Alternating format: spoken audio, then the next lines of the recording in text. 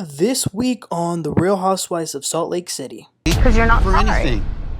It's not about being sorry or not sorry. I can't remember leveraging or using Brooks as a pawn, as you would like to say. Proof, biatch! Yo, what is up, everybody? Welcome back. Today we're going to be talking about the new episode of The Real Housewives of Salt Lake City, Season 5, Episode 9. This was a good episode, so let's get right into it.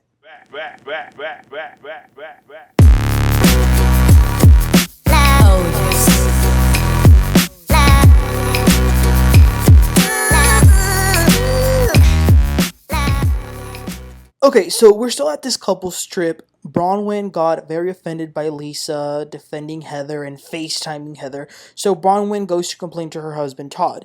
And Todd is a grumpy old man, okay? Who tells John to tell Lisa to get it together or they're going to have to leave. Is that a little dramatic? I think it is. But, I mean, it's Bronwyn's trip. So, what are you going to do? Fight Todd? Obviously not. So John is telling this to Lisa, what Todd just told him, and Lisa says that she honestly feels like Whitney is the person who is putting a bug in Bronwyn and Angie's ear to go against her. Now, as annoying and as problematic as Whitney can be, what does she have to do with this, Lisa? You're reaching on that. But they go to have lunch, and Lisa and John are just sitting there as if nothing had happened. Lisa eventually does tell Bronwyn that the reason that it's hard for her to be able to defend her with this whole Heather thing is because when Heather was talking to her, she was talking to her about her feelings. And when you're hearing someone's feelings, it's just different. She says it's different than if someone, for example, lies on you. And she points towards Whitney. So now Whitney jumps in and says, I did not lie about you. I told you information that was given to me. I was calm. You're the one that started crying and shouting and charged at my husband. And Lisa says, oh, well, your husband is capable of taking care of himself, and my husband will never talk to a woman the way that your husband talked to me. So poor Bronwyn's apology it didn't happen. It left with the wind. Because now this is like Lisa versus Whitney. And Lisa is saying she's being a really big liar because she's now claiming that she says, and Justin, he went up to me and he said, he got in my face and said, F, F, F, F, F, F you.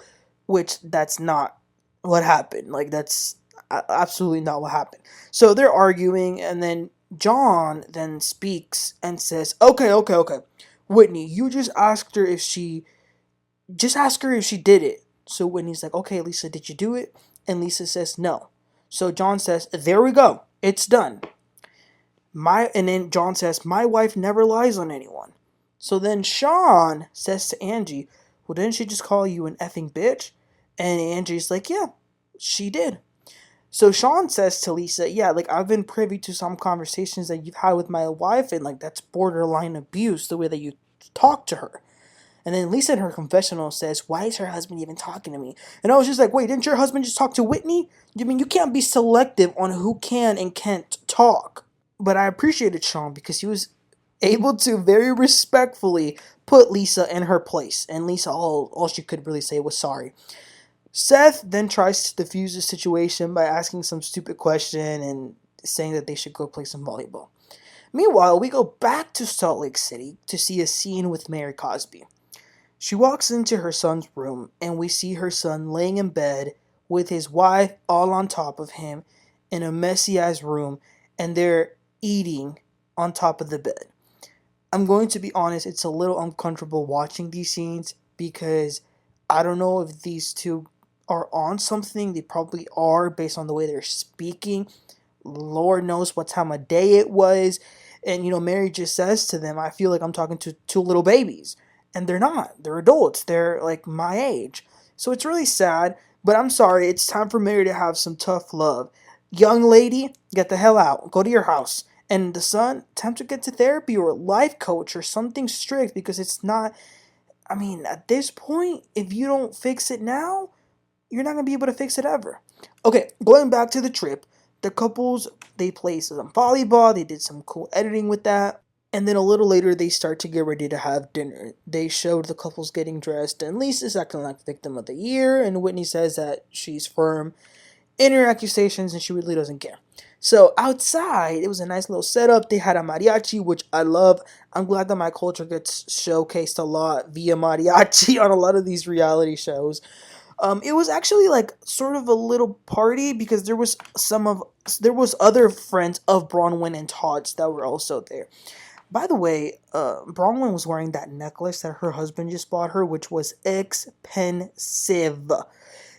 You guys, I could not believe that Todd is caught in a hot mic telling one of his friends about Lisa and John. He says, "Yeah, they own a tequila, pretty mediocre tequila." I mean, wouldn't be the first person to say that, but that caught me off guard for sure.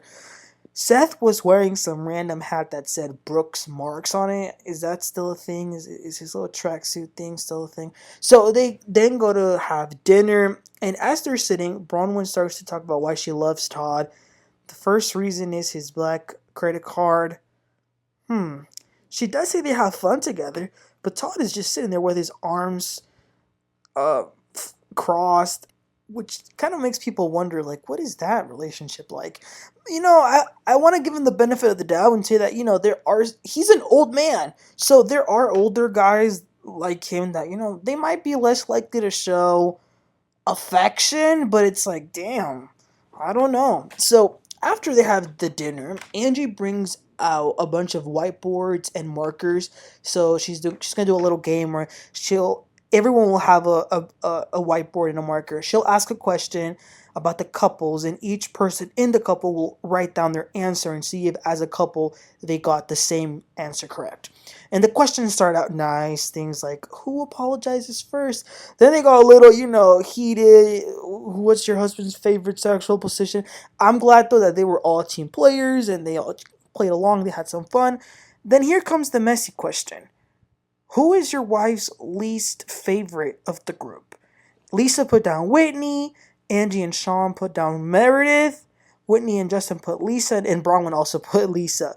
So after the game, Whitney asks Lisa, do you think Justin still owes you an apology? And Lisa says yes. And Whitney says, well, you were pretty aggressive. And Lisa says, well, because you lied. So here we go again. Justin says, look, when you called my wife a liar, I got a reaction that I shouldn't have had. So I apologize for that. And Lisa sort of apologizes. She doesn't apologize for getting in his face and in his personal space, but she does say she apologizes for putting him in that position. So I'm glad they both apologize. I think that's for the best for both of them to apologize. So, just end it there. And then here comes Meredith Marks. She directs herself at Shawn. She tells him that she was upset and hurt at the conversation that they had at Angie's party over what he supposedly said about her son because she did not receive an apology. And Shawn says, well, I thought we were good, and now that you're bringing it back up, that's a little irritating. I thought we talked it out and I thought we were good. And Meredith says, well, I apologize for what I said, but you didn't do the same. And Shawn says, okay, can you tell me what I said about Brooks? And Meredith says, well, you basically said that I was using my son's sexuality to take the attention from my bad behavior. And Shawn says, Meredith, I never said anything about your son in the press. And then Seth pulls out a phone and reads the title of an article and then says, proof, biatch! Oh my gosh, secondhand embarrassment. But he was saying that to Whitney, by the way, which I didn't understand because, well, Whitney had said, when Meredith was accusing Shawn, Whitney did say, is there any proof of this? But still, that's a little much for Seth to say proof, biatch. Angie says, well, that's clickbait. That's an article, which it's true. It was the title of an article. And Shawn says, that's not actually what he said. He says that Meredith is the one that tried to bring up the LGBTQ community to have leverage on the fact that she was spreading rumors about his sexuality. He says, and again, I really like the way that he can be assertive, but it's not coming from, it's not being disrespectful to the person. So he says, Shawn says to Meredith, I would never talk about your son, and I can't give you a genuine apology over you victimizing yourself on this situation. If I said something derogatory towards your son Brooks, I will apologize, but I didn't, and I'm doubling down on that. Listen, you guys, I love Meredith Marks, but this is some bullcrap. You said this man was gay, Meredith. Shut up about this. Shawn even ends by saying that he actually thought about moving forward as he wants them to be able to move forward. Angie says, well, anyway, Todd, why don't you tell us about Gwen? I heard that she's really happy that she's going to reach out to her grandparents. And Todd says, nope, we're not going there. Not a topic of conversation. Bronwyn tries to say, things are a little awkward because I know that Lisa's very close with Gwen's paternal side of the family, but she's also friends with me. But then, you guys, as Bronwyn is trying to explain this, Todd says, stop! We're not talking about this. Now, I understand that sometimes a husband or wife could, not want something to be said at a dinner table with others. That's normal. But in the manner in which Todd spoke to Bronwyn, yeah, he embarrassed her. That wasn't cool at all. It was very much giving, Tom trying to shut down Erica at that dinner table in Beverly Hills. That's what it was giving. But good news is that after the dinner, they all as a couples had a lot of fun. They played games, watched fireworks, got in the pool. So I'm glad that they were able to end that night in a good way. So the next day, they're all going to the IndyCar series to watch the race. Bronwyn and Todd really love this, and they're friends with a popular driver, and they're meeting this guy who's going to be racing today, and they're able to get a behind the scenes, which was super cool, and then watch the race from the private suites. Bronwyn and Lisa did try to finish off their conversation from the day before, but as they're talking, all you can hear is zoom, zoom, zoom, all the cars, so they were not able to talk. They were like, never mind, let's talk about it later. They then go back home after the race, and Seth has to leave for his job, but the Roses and the Katsanevas, they're talking about Seth's weird outburst and calling the women biatches, which, means bitches. So they're like a little, they don't really like that. Bronwyn and Lisa talk. Lisa is giving Bronwyn the floor to tell her how she feels. So Bronwyn says that she doesn't know if maybe becoming friends with Lisa's friends is now changing their friendship. But Lisa then again says that she was just listening to Heather's feelings. And Bronwyn says, okay, well, here are my feelings. When Heather left my house, I was in tears. She threw major things at me, like calling me Two-Faced. Do you think I'm Two-Faced? Because by you not saying anything, it makes me think you agree with her. But you guys, Lisa, after listening to this, tries to defend why Heather called Bronwyn Two-Faced. And this hurt Bronwyn. And she just wants Lisa to say, in my experience with Bronwyn, me being her face, she's not Two-Faced. But Lisa isn't really able to do that. And I'm not saying Lisa is wrong for that. If she feels like Bronwyn is Two-Faced, then okay. But I'm looking at this through Bronwyn's perspective because she's the one that's upset. So I felt bad for her. But they kind of made up. I can tell this isn't really going to heal the wound completely though. But I guess they're okay. And then it's time for them to all pack because the trip is over. This was just unbelievable. There's some tension over who didn't get first class. And can y'all guess who that was? Lisa Barlow. Freaking out that she's going to sit in the back of a plane. That's ridiculous. I mean, losing your mind over... Okay, I get it. This is the Real Housewives. And it's on brand for them to fight about who gets what room.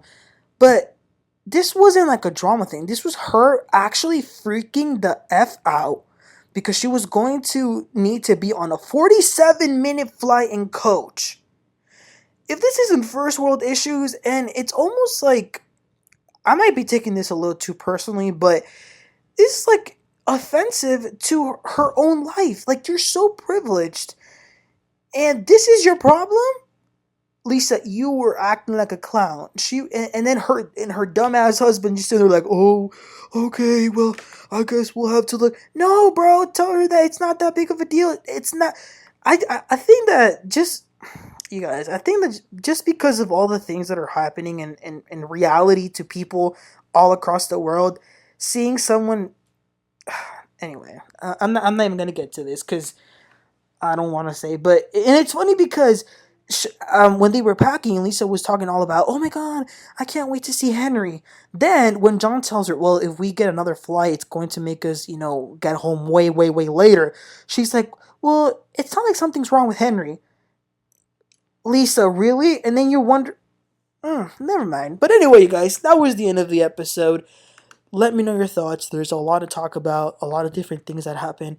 Let me know what your thoughts are. Please don't forget to like and subscribe, and I'll catch y'all next time. Y'all have a great one. Bye.